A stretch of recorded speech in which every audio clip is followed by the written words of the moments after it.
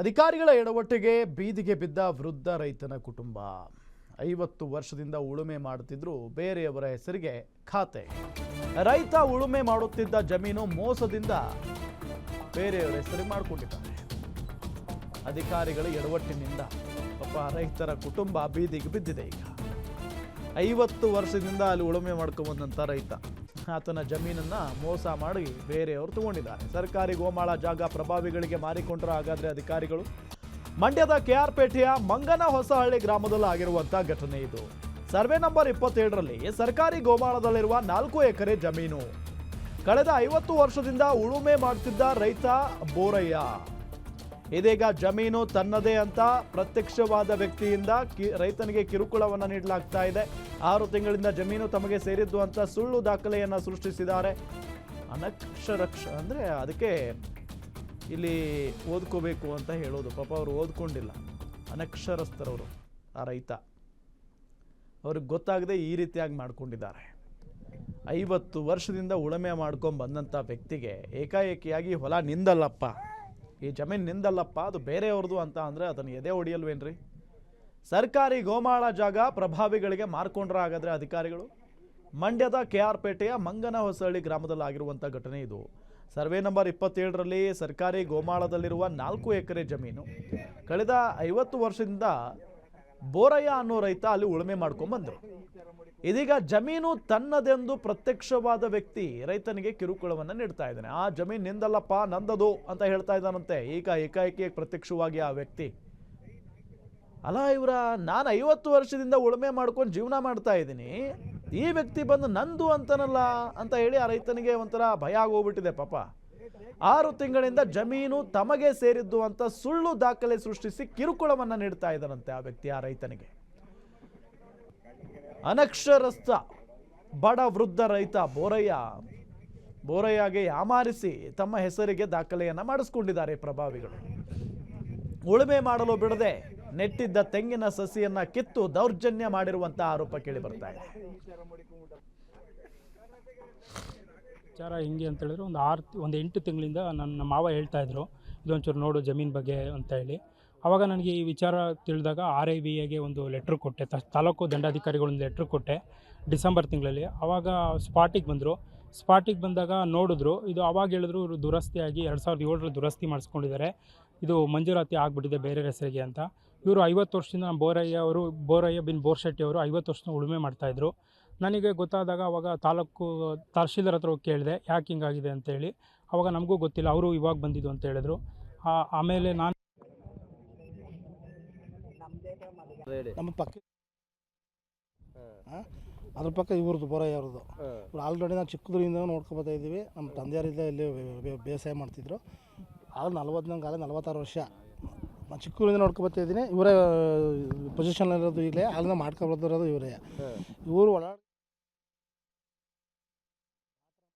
ಗೊತ್ತಿಲ್ಲ ನಮಗೆ. ನಮ್ಮ ಹೆಸರು ಅದ ಸರ್. ನಮ್ಗೆ 78ರಲ್ಲಿ ಮಂಜೂರಾಗಿದೆ, ದೇವಮನೆ ದುರಸ್ತ ಆಗಿದೆ, ಪೋಡ ಆಗಿದೆ, ದಬ್ಬಳಕೆ ಮೇಲೆ ಇದು ಮಾಡ್ತಾರೆ. ಅಲ್ಲ 50 ವರ್ಷದಿಂದ ಕೂಡ ಒಂದು ಸರಿನೂ ಕೂಡ ನೀವು ಇದು ಮಾಡಿಲ್ಲ, ಅನುಭವದಲ್ಲಿರೋ ಸುಮ್ಮನೆ ಅಕ್ಕಪಕ್ಕದ ಬಾಜಿದಾರ ಬಗ್ಗೆ ಕೇಳಿ. ಅಲ್ಲ ಬಾಜಿದಾರೆಲ್ಲ ಸುಮಾರು ಹೇಳ್ತಾರೆ, ಯಾರು ಅನುಭವದಲ್ಲಿಲ್ಲ, ಅವರು ನಾವೇ ತಿಳಿಸ್ಕೊಡ್ತಾರೆ ನಮ್ಮ ರಿಪೋರ್ಟರ್ ರಾಘವೇಂದ್ರ. 50 ವರ್ಷದಿಂದ ಉಳುಮೆ ಮಾಡ್ಕೊಂಡ್ ಬಂದಿದ್ದಂಥ ರೈತ ಪಾಪ, ಅವನಿಗೆ ಎಷ್ಟು ಅನ್ಯಾಯ ಇದು. ಯಾರವರು ಈ ರೀತಿಯಾಗಿ ಮಾಡಿರೋದು?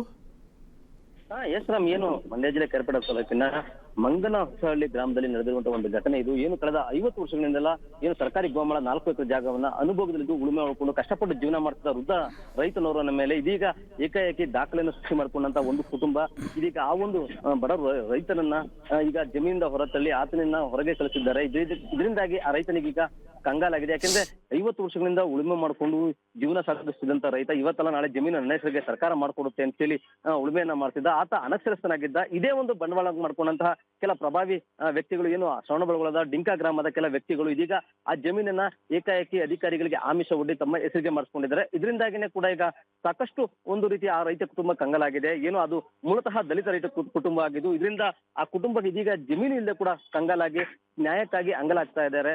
ಯಾಕೆಂದ್ರೆ ವೃದ್ಧ ಸುಮಾರು ಈಗಾಗಲೇ 50-60 ವರ್ಷ ಆಗಿದೆ. ಆತ ಏನು ತನ್ನ ಜೀವನಕ್ಕಾಗಿ ಈ ಒಂದು ಗೋಮಾಳವನ್ನು ಉತ್ಕೊಂಡು ಬೆಳ್ಕೊಂಡು ಅಲ್ಪ ಸ್ವಲ್ಪ ಜೀವನವನ್ನು ಮಾಡ್ತಿದ್ದ.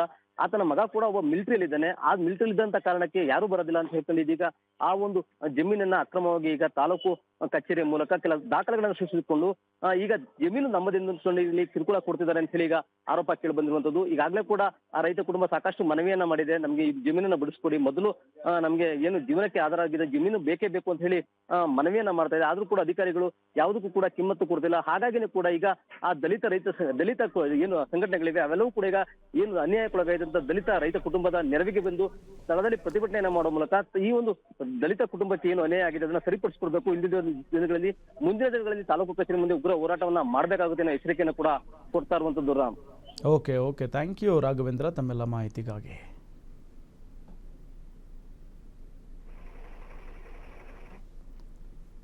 ಪಾಪ 50 ವರ್ಷದಿಂದ ಆ ಜಮೀನಲ್ಲಿ ಉಳುಮೆ ಮಾಡಿಕೊಂಡು ಏನೋ ಒಂದು ಮಾಡ್ಕೊಂಡು ಪಾಪ ಜೀವನ ನಡೆಸ್ಕೊಂಡು ಬರ್ತಾ ಇರುವಂಥ ಒಬ್ಬ ವೃದ್ಧ ರೈತ, ಅವ್ರಿಗೂ ಮೋಸ ಮಾಡೋದಕ್ಕೆ ಹೆಂಗ್ರಿ ಮನಸ್ಸು ಬರುತ್ತೆ ಇಂಥವ್ರಿಗೆಲ್ಲ? ಯಾರ್ದಾದ್ರೂ ತಲೆ ಹೊಡಿ, ಯಾರ್ದಾದ್ರೂ ಸಾಯಿ, ನಾವು ಚೆನ್ನಾಗಿದ್ರೆ ಸಾಕು ಅನ್ನೋ ಮನಸ್ಥಿತಿಗೆ ಬಂದುಬಿಟ್ಟಿದ್ದಾರೆ ಭಾಳ ಜನ. ಆ ವ್ಯಕ್ತಿಗೆ ಹೆಂಗಾಗಿರ್ಬೇಡ ಪಾಪ. ಅಯ್ಯೋ ದೇವ್ರೆ, ನಾನು ಇಲ್ಲಿ ಇಷ್ಟು ವರ್ಷದಿಂದ ಇದ್ದೀನಿ, ಇಷ್ಟು ವರ್ಷದಿಂದ ಯಾರೂ ಬಂದಿಲ್ಲ, ನಂದು ಹೊಲ ಇದು, ಈಗ ಏಕಾಏಕಿ ಆಗಿ ಬಂದು ನನ್ನ ಹೆಸರಿಗಿದೆ ಹೊಲ ಇದು, ನೀನು ಬಿಟ್ಟು ಹೋಗಬೇಕು ಅಂತಾರಲ್ಲ ಇವರು ಅಂತ ಹೇಳಿ ತಲೆ ಮೇಲೆ ಕೈ ಹೊತ್ತು ಕೂತ್ಕೊಂಡಿದ್ದಾರೆ ಪಾಪ ರೈತ ಬೋರಯ್ಯ ಅವರು. ಪಾಪ ಓದ್ಕೊಂಡಿಲ್ಲ, ಬರ್ಕೊಂಡಿಲ್ಲ, ಏನೂ ಇಲ್ಲ, ಗೊತ್ತಾಗಲ್ಲ ಅವ್ರಿಗೆ, ಓದೋಕ್ಕೂ ಬರೆಯಲ್ಲ, ಬರೆಯೋಕ್ಕೂ ಬರಲ್ಲ. ಯಾರು ಏನು ಹೇಳ್ತಾರೋ ಅದಕ್ಕೆ ಹ್ಞೂ ಅಂದ್ಕೊಂಡು ಇದ್ದಂಥ ಮನುಷ್ಯ ಪಾಪ ಈಗ ಏಕಾಏಕಿಯಾಗಿ ಬಂದು ನಮ್ಮದು ಅಂತಾರೆ ಅಂತ ಅಂದರೆ ಅದನ್ನು ಹೆಂಗೆ ಬಿಟ್ಕೊಡೋಕ್ಕಾಗುತ್ತೆ? ಸೊ ಎಲ್ಲರೂ ಕೂಡ ನಿಂತ್ಕೊಂಡಿದ್ದಾರೆ ಈಗ ಅವ್ರ ಪರವಾಗಿ. ಅದು ಹೆಂಗೆ ಇಸ್ಕೊಳ್ತೀರಾ ನಾವು ನೋಡ್ತೀವಿ ಅಂತ ಹೇಳಿ. ಈಗ ವೃದ್ಧ ರೈತ ಬೋರಯ್ಯ ಅವರ ಮಗ ನಾಗರಾಜ್ ಅವರು ನಮ್ಮ ಜೊತೆಗೆ ಸಂಪರ್ಕದಲ್ಲಿದ್ದಾರೆ. ನಾಗರಾಜ್ ಅವರೇ ನಮಸ್ಕಾರ. ನಮಸ್ಕಾರ ಸರ್. ಎಷ್ಟು ವರ್ಷದಿಂದ ನೀವು ಉಳುಮೆ ಮಾಡ್ಕೊಂಡು ಬಂದಿದ್ದೀರಿ ಅಲ್ಲಿ? ಸರ್ ನಾವು ಸುಮಾರು ಒಂದು 50 ವರ್ಷದಿಂದ ನಮ್ಮ ತಂದೆ ತಾಯಿ ಉಳ್ಕೊಂಡು ಬಂದಿದ್ದಾರೆ. ನಾವು ನಮಗೆ ಬುದ್ಧಿ ತಿಳಿದಾಗಿನ ಒಂದು 30 ವರ್ಷದಿಂದ ನೋಡ್ತಾನೆ ಬಂದಿದ್ದೀವಿ. ನಾವು ಉಳ್ಕೊಂಡೇ ಬಂದಿದೀವಿ. ಅಕ್ಕಿ ಹಾಕಿದೀವಿ, ಉಳ್ಳಿ ಹಾಕಿದೀವಿ, ಎಳ್ಳು ಹಾಕಿದೀವಿ, ಎಳ್ಳು ಹಾಕೊಂಡು ಎಲ್ಲ ಉಳುಮೆ ಮಾಡ್ಕೊಂಡ್ ಬರ್ತಾ ಇದೀವಿ. ಸುಮಾರು ಒಂದು 50 ವರ್ಷದಿಂದ ಉಳ್ಕೊಂಡ್ ಬರ್ತಾ ಇದೀವಿ. ಉಳ್ಕೊಂಡ್ ಬರ್ತಾ ಇರ್ಬೇಕಾರೆ ನಾವೂನು ಬಂದು ಒಂದ್ 20 ವರ್ಷ, ನಮಗೊಂದ್ 15 ವರ್ಷ ಆಯ್ತು. ಈಗ ಒಂದ್ ಸ್ವಲ್ಪ ಜಾಬ್ ಸಿಕ್ತು.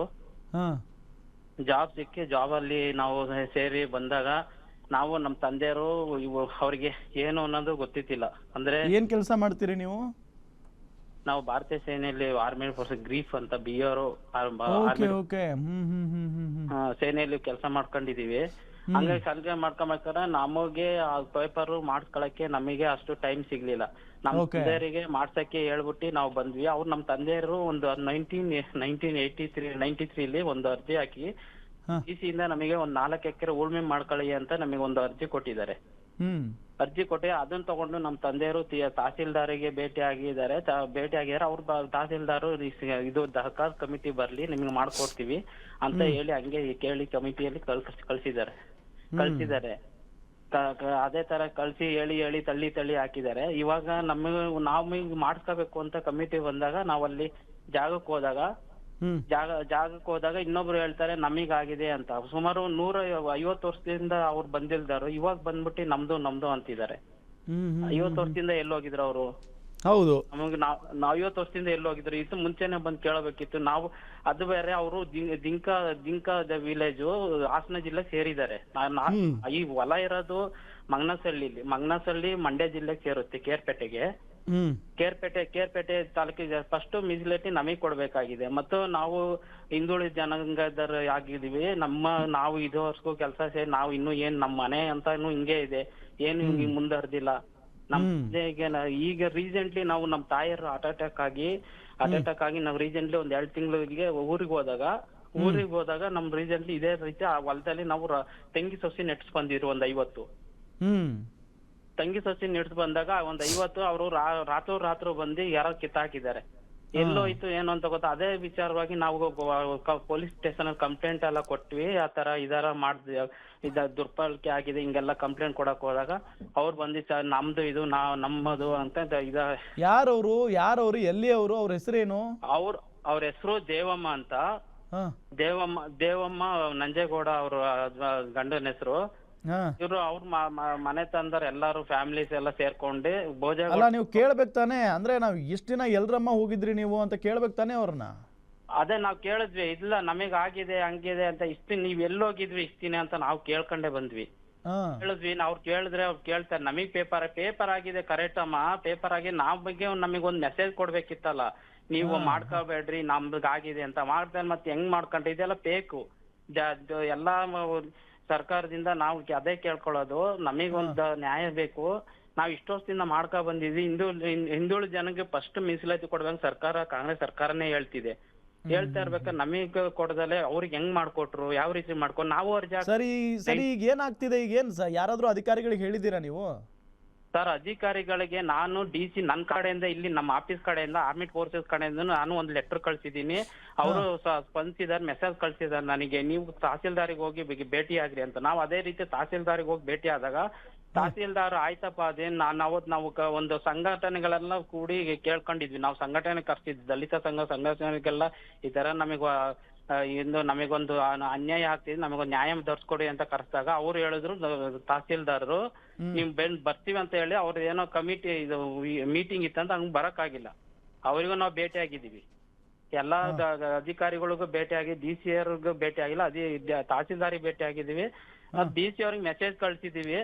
ಮತ್ತೆ ಕಂದಾಯ ಸಚಿವರಿಗೂ ನಾನು ಇಲ್ಲಿಂದ ಲೆಟರ್ ಕಳ್ಸಿದೀನಿ, ಮೆಸೇಜ್ ಫೋನು ಮಾಡಿದ್ದೆ, ಯಾರು ರೆಸ್ಪಾನ್ಸ್ ಏನು ಗೊತ್ತಾಗ್ತಾ ಇಲ್ಲ ಏನು ಅಂತ. ಅದು ಆಗುತ್ತೆ ನೋಡಿ, ಇಲ್ಲಿ ತಹಸೀಲ್ದಾರ್ ಭೇಟಿ ಆಗಿ ಅಂತ. ತಹಸೀಲ್ದಾರ್ ಏನೋ ನಮ್ ಕಡೆ ಏನು ಇದೇ ಮಾಡ್ತಾ ಇಲ್ಲ, ರೆಸ್ಪಾನ್ಸೇ ಕೊಡ್ತಾ ಇಲ್ಲ.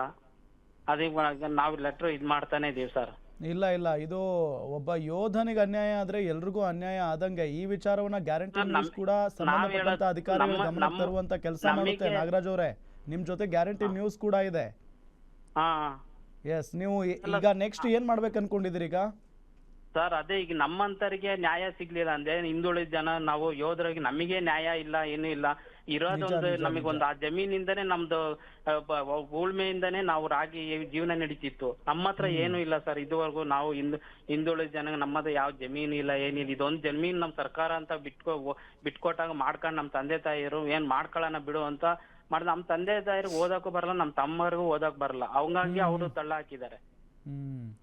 ಅದನ್ನೇ ಎನ್ಕ್ಯಾಶ್ ಮಾಡ್ಕೊಂಡಿದ್ದಾರೆ ಅವರು, ಅದನ್ನೇ ಎನ್ಕ್ಯಾಶ್ ಮಾಡ್ಕೊಂಡು ಈ ರೀತಿಯಾಗಿ ಮಾಡ್ಕೊಂಡಿದ್ದಾನಂತ ಅನ್ಸುತ್ತೆ. ತುಂಬಾ ಅದು ತುಂಬಾ ಇದ್ರು ಮನ್ಸ ನಮ್ ತಂದೆ ಈ ತರ ನಮ್ ತಂದೆ ತಾಯಿನ ಇದ್ ಮಾಡ್ಕೊಂಡು ನಮ್ ತಂದೆ ತಾಯಿನೂ ತುಂಬಾ ಇದ್ ಮಾಡ್ತಾರೆ, ಅನ್ಯಾಯ ಆಗ್ತಿದೆ. ಆದ್ರೆ ಅದೇ ರೀತಿ ನಾವು ಸರ್ಕಾರಕ್ಕೆ ಗೊತ್ತಾಗಬೇಕು, ಇದು ಸರ್ಕಾರಕ್ಕೂ ಗೊತ್ತಾಗಬೇಕು, ಮತ್ತೆ DC ಅವ್ರಿಗೂ ಮುಟ್ಬೇಕು ಸರ್. ನಾನು DC ಹತ್ರ ಮಾತಾಡ್ಬೇಕು, DC ಅವ್ರ ಹತ್ರ ಮಾತಾಡಿದ್ರೆ ನಮಗೊಂದು ನ್ಯಾಯ ದೊರಕಿಸ್ಕೊಡ್ಬೇಕು. ಎಸ್ ಸರ್, ಎಸ್ ನಾಗರಾಜ್ ಅವ್ರು, ನೋಡೋಣ, ನೀವು ಮಾತಾಡಿ DC ಅವ್ರ ಬಳಿ, ನೋಡೋಣ ಅವ್ರು ಏನ್ ಹೇಳ್ತಾರೆ ಅಂತ. ಥ್ಯಾಂಕ್ ಯು ಗ್ಯಾರಂಟಿ ನ್ಯೂಸ್ಗೆ ಮಾತನಾಡಿದ್ದಕ್ಕೆ.